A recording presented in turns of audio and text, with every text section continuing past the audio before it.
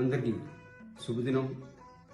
మొన్న జరిగిన ఆంధ్రప్రదేశ్ రాష్ట్ర ఎన్నికలకు ఎన్నడూ కను విని ఎరుగుని చూడని విధముగా అత్యధిక సంఖ్యలో మన తెలుగు రాష్ట్రాల నుండి కాకుండా పక్క రాష్ట్రాల నుండి కాకుండా ప్రపంచ నలుమూల నుండి తరలి వచ్చిన తెలుగు జాతికి, తెలుగు యువతకు, తెలుగు మహిళలకు, ఓటర్ల మహాశయులకు అందరికీ పేరు పేరున నా హృదయపూర్వక నమస్కారాలు, ధన్యవాదాలు తెలియజేస్తున్నాను.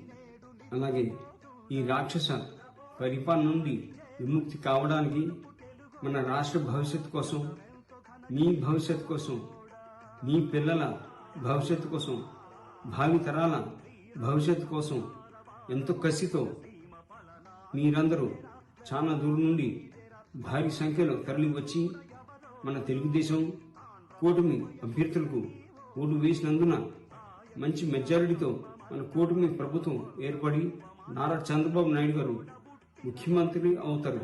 ఇది తథ్యం.